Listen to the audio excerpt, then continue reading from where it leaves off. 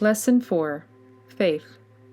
Above all, taking the shield of faith, wherein ye shall be able to quench all the fiery darts of the wicked. Ephesians 6:16. Affirmation. Create in me a pure heart, O God. Open thou my heart to the faith thou hast implanted in all that seek thy face. Help thou mine unbelief in my God, in my neighbor, in myself. 262-13. 4. Faith. Based on Edgar Cayce readings 262-13 through 262-17. What is faith? Faith is an attribute of the soul. It is the inner spiritual knowledge of the creative forces of the universe. As we become cognizant of the physical body through the senses, so may we become aware of the soul through the activity of its attributes.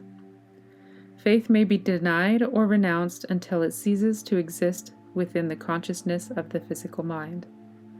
It can be acknowledged and exercised until it will remove mountains.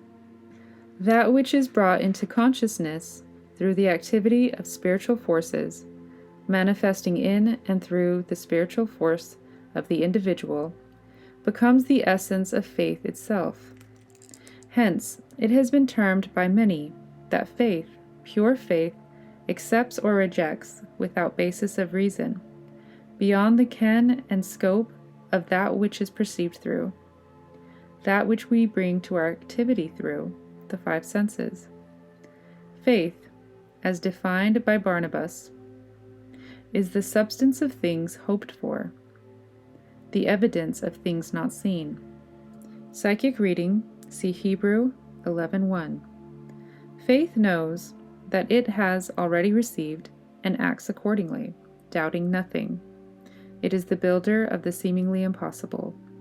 It is that which has brought into manifestation all that has ever existed. God is, faith is. It is the evidence of God's promise fulfilled.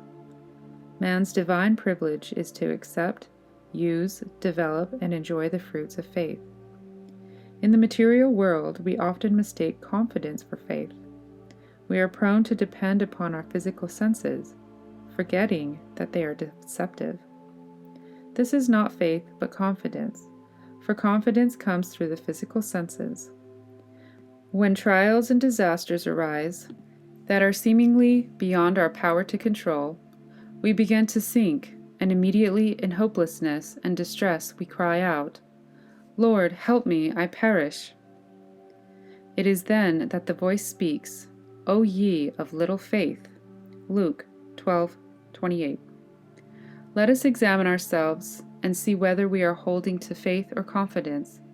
We must view spiritual things from spiritual standpoints and accept them in a spiritual way. Many say, "We have faith," but they begin to explain that it applies to mental and not to material things. We say, "We believe, but," which means there is doubt, the very opposite of faith. Remember, when we entered this material plane, we became subject to material laws. It is the failure of our senses to perceive and fully to understand these laws that brings many of us to the point where we have little real faith. There is a world before us to be understood, the mysteries of the universe, the law of love, the power of thought, and the matchless gift of faith. We stumble, we falter, even when we have the divine promise. If ye have faith as a grain of mustard seed, ye shall say unto this mountain, Remove hence to yonder place, and it shall remove, and nothing shall be impossible unto you. Matt 17:20. With such a promise, should we not cry out, Lord, I believe, help thou mine unbelief? Mark 9:24. Need of faith. Faith is victory, for where there is faith rightly placed, there is no failure but true success. Be thou faithful unto death, and I will give thee a crown of life. Revelations 2:10. That is, be full of faith, and have as a reward life's crowning glories. We know that all our development, physical, mental, and spiritual, depends upon our faith in God, in our fellow human beings, and in ourselves. Just in proportion to the amount of faith we place in God and in ourselves, just so great is our development. Why not take God at His word, letting our faith become a living faith by acting in the manner that shows to the world that we know ourselves to be children of God? There is no other way to real victory. Let us have more faith in our fellow human beings. We may not agree with them, but who knows whether they are not more in line with the divine plan than if they were following our lead. It is well to remember that our ideal is manifested through our fellow human beings, as well as through ourselves, and it is, therefore, more necessary for us to trust them, even though appearances may be against it. It is not only our privilege, but our duty to have faith in ourselves. We are workers together with God, and when we doubt ourselves, we doubt the God within us. He has promised, "I will never leave thee, nor forsake thee." Hebrews 13:5. Call to mind the words, "I can do all things through Christ, which strengthen me." Philippians 4:13. In His name we are more than conquerors. It is only by having the faith of a little child in the abiding presence of the Christ that we can hope to inherit the kingdom. Faith is a bridge that spans the gulf from the seen to the unseen. It is often all we have left when everything seems against us. With this in mind, how diligently should we cultivate and seek to increase our faith when all is going well with us, in order that it may be a strong fortress when the storms of life begin to beat upon us. Lord, increase our faith. How faith is developed. Faith is developed by the use of it. It cannot be taught or forced, neither can true faith be destroyed. Through the exercising of faith, we are able to give enlightenment to others. Let the mind be in us that was in Jesus the Christ. Then there will come faith that is sufficient unto every need, even that faith which removes mountains, changes the destiny of nations, yea, even brings worlds into existence. Do we believe this? Then how may this be accomplished? By opening our hearts in meditation to the unseen forces that surround the throne of grace, beauty, and might, and at the same time, by throwing about us the protection found in the thought of the Christ, can we accomplish this. See 262-3. Then let us add to our faith works which show forth attributes that are expressions of His Spirit in the world. Thus shall our faith develop and become to us evidence of things not seen. We must show by our actions in our daily lives that we believe, that we have faith, and that we know as we use what we have, more will be given. In times of trial, let us think of the faith that has sustained others in troubles far greater than our own. When our conscious minds would magnify our doubts, let us awaken our faith by rising above the cries of the flesh. Are we not children of the Most High? Let us hold steadfastly to this gift that is God-given, that will lead us upward along the way of life. In studying and applying cooperation, in using the knowledge we have gained in knowing ourselves, in holding to our ideal, and in never letting our faith falter, we are building step by step that which may become living truth in the lives of individuals with whom we come in contact. As we apply what we know, there is given a greater understanding of how our faith may increase and become a living thing in our experience. We are, in our daily lives, reflections of what we worship. Let our light so shine that others seeing the light in us may glorify God. Where faith abounds. Only into the heart that is free from selfish love can there come a faith that will sustain in all conditions of life. Our faith must be a sustaining faith, a living faith one that we can try out daily and know to be sure and steadfast. Where there is real faith, there is no fear. For with faith in the abiding love of the Father, what cause is there for us to have an anxious moment? Every step of the way is shown to us who are faithful, for His word is a lamp to our feet. When the way is dark and barriers seem impassable, then the light of the Sun of Righteousness shines forth to us who abide in the promises He made. See Malachi 4:2. When faith abides within, we have true freedom and the assurance that we have no master save Jesus the Christ, and that we are protected by the strong arm of the Father. The feeling of security, protection, and peace that passes understanding is found nowhere else. Faith is the promise sent on before to show that whatever we ask, we have. Self-analysis necessary. The solution of mental problems is more important to us than physical, although this does not seem true to the average individual lost in the twisted paths of materialism. Free the mind, and the battle is almost won.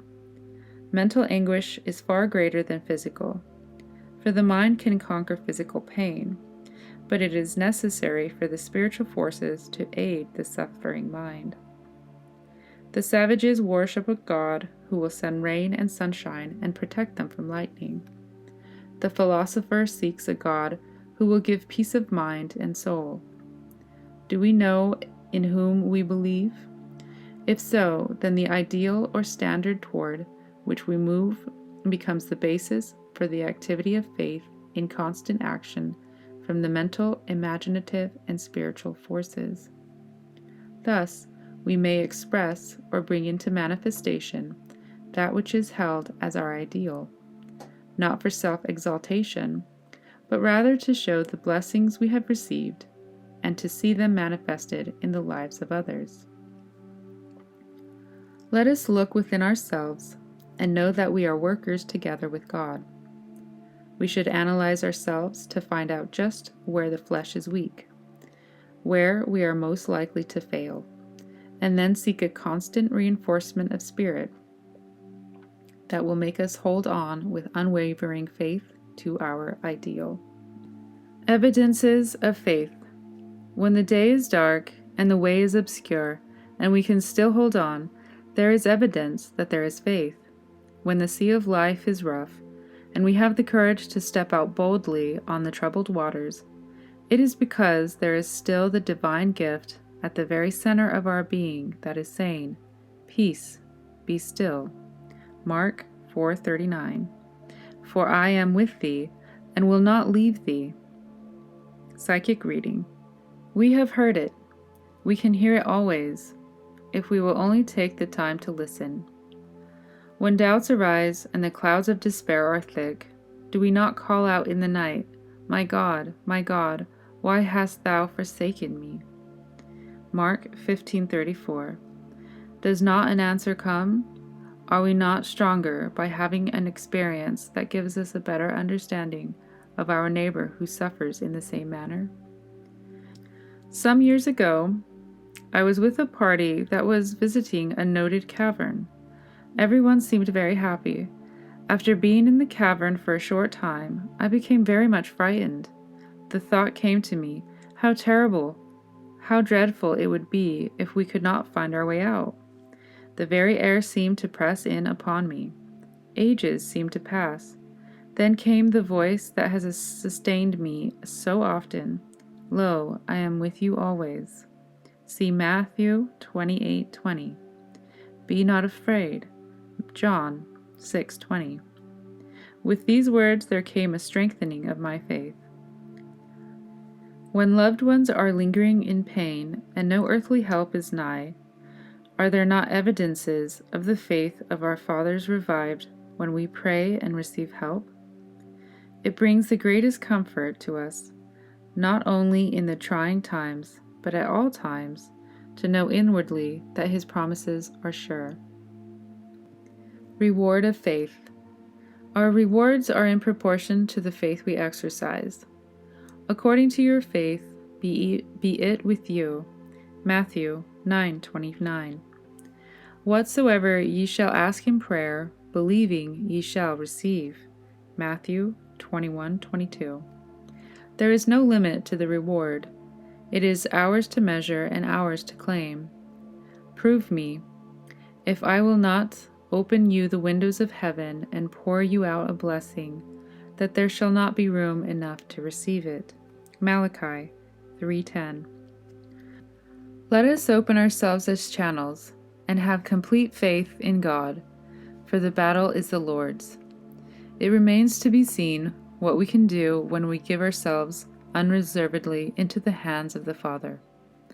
And I will pray the Father, and he shall give you another Comforter, even the Spirit of truth, who will guide you into all truth. Psychic reading, see John 14:16, 16:13. And what shall I more say? For the time would fail me to tell of Gideon, and of Barak, and of Samson, and of Jephthah, of David also, and Samuel, and of the prophets, who through faith subdued kingdoms, wrought righteousness, obtained promises. And these all, having obtained a good report through faith, received not the promise. God, having provided some better thing for us, that they without us should not be made perfect. Wherefore, seeing we also are compassed about with so great a cloud of witnesses, let us lay aside every weight, and the sin which doth so easily beset us, and let us run with patience the race that is set before us. Look unto Jesus, the author and finisher of our faith. Hebrews 11:32-33, 39:40, 12:1-2. Thank you for watching.